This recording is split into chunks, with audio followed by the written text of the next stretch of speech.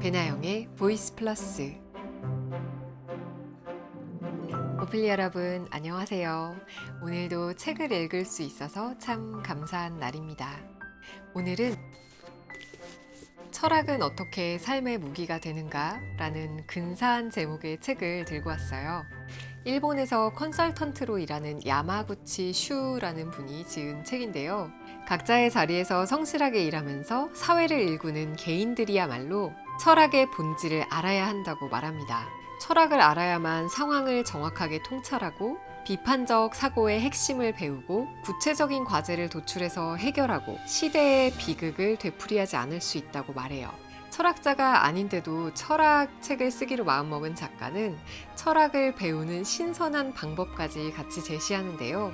보통 철학책을 읽으면 플라톤에서 니체까지 아니면 탈레스에서 20세기 철학까지 이런 식으로 시대별로 구성을 하잖아요. 그런데 이 책에서는 개념에 따라서 목차를 나눴어요.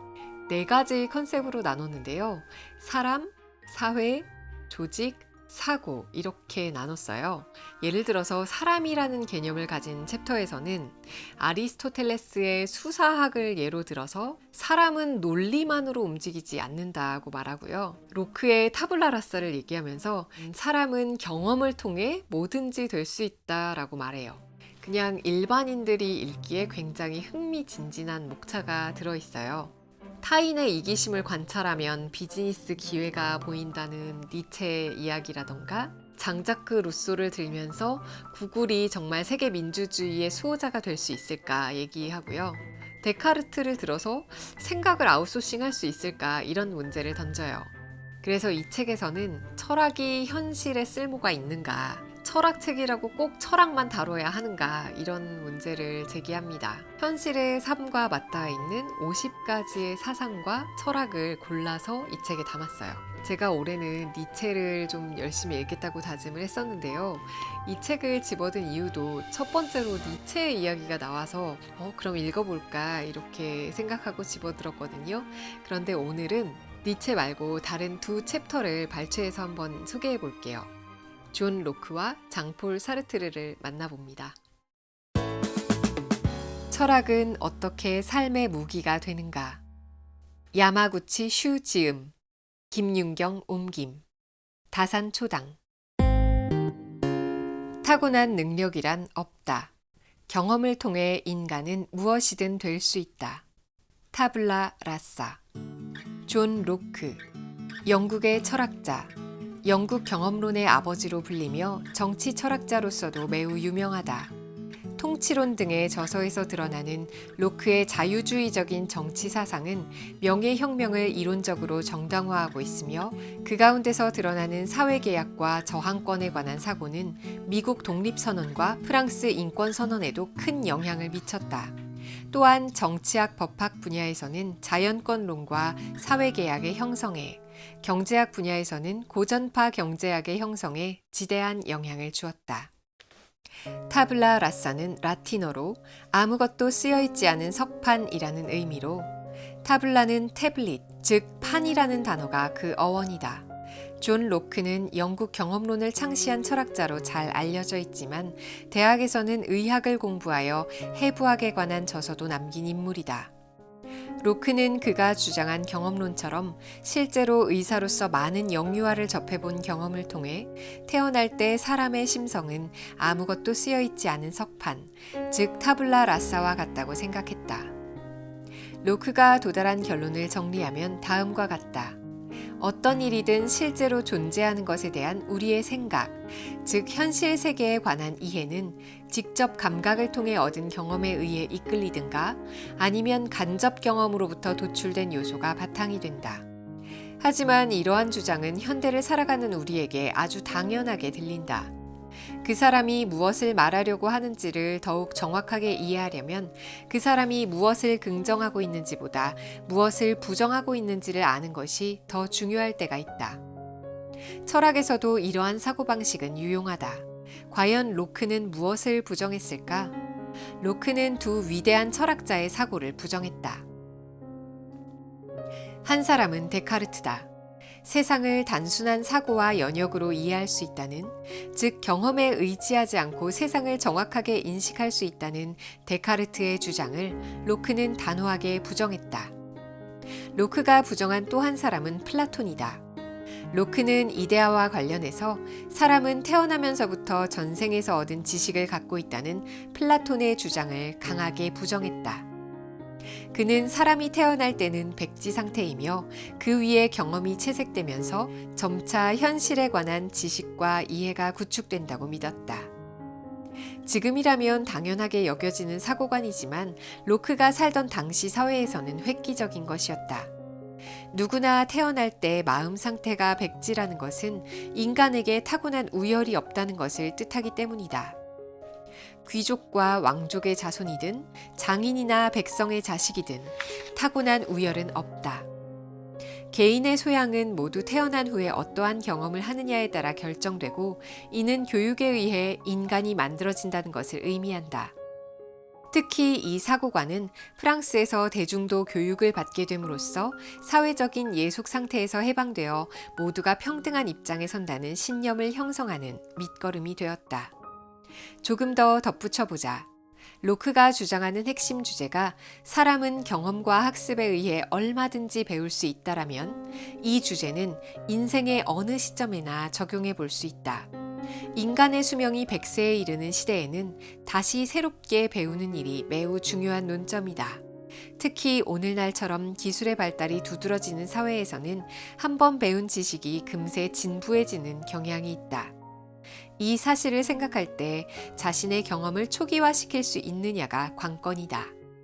머릿속을 새하얀 석판, 즉 타블라 라사 상태로 되돌릴 수 있을까? 그리고 되돌렸을 때 거기에 의미 있는 경험과 지식을 새겨 넣을 수 있을까? 이 명제는 앞으로도 중요한 논점이 될 것이다. 인생을 예술 작품으로 대한다면 앙가주망. 장폴 사르트르, 프랑스의 철학자이자 소설가, 극작가. 시몬 드 보부아르와 계약 결혼을 한 것으로도 유명하다. 오른쪽 눈에 심한 사시가 있었는데 1973년에는 그때까지 읽고 쓰는데 사용하던 왼쪽 눈의 시력마저 상실했다. 자신의 의지로 노벨상을 거부한 최초의 인물이다. 사르트르는 대표적인 실존주의 사상가다. 실존주의는 무엇인가? 이 책의 앞부분에서 철학자들은 어떻게 살아가야 하는가라는 하우의 물음과 세상은 무엇으로 이루어져 있는가라는 왓의 물음, 이 두 가지 명제에 몰두해 왔다고 언급했다.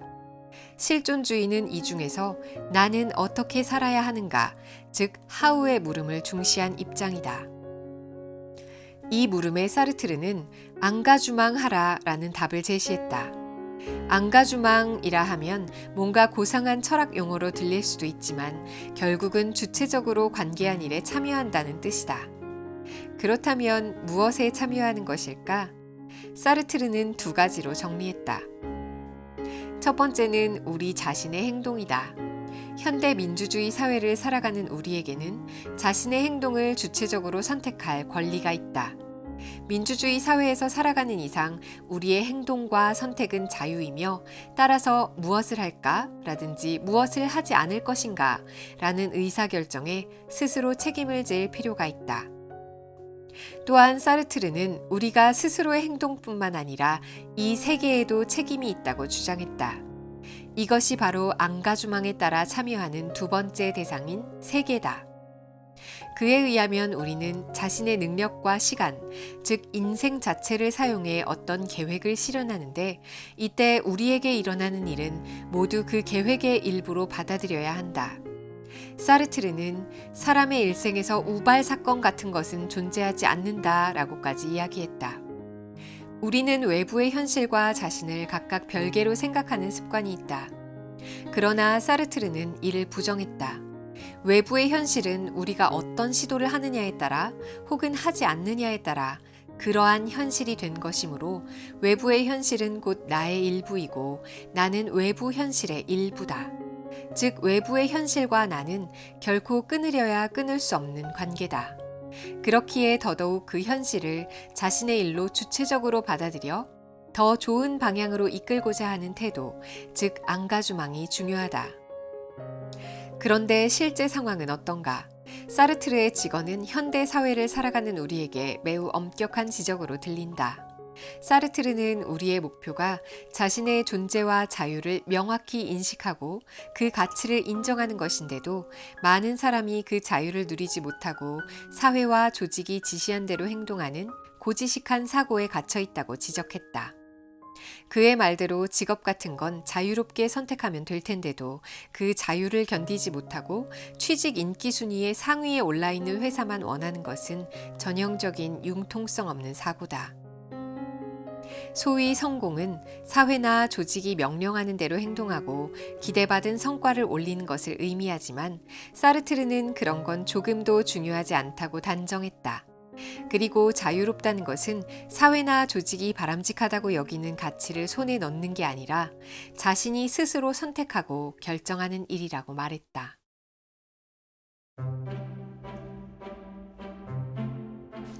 이 책을 쓴 작가는 철학을 통해 우리의 삶을 분석하려고 시도한 것 같은데요. 실제로 읽어보면 우리의 삶을 예로 들어서 철학의 이론을 설명해 나간 게 아닌가 그런 생각이 들어요. 기대한 것만큼 철학을 쉽게 풀어낸 책은 아니지만 철학 이론에 기대어 현실을 돌아보게 만드는 그런 책입니다. 오늘도 철학자의 마음가짐으로 현실의 삶을 굳건히 살아내시길 바라요. 우린 내일 또 만나요. 안녕. 배나영의 보이스 플러스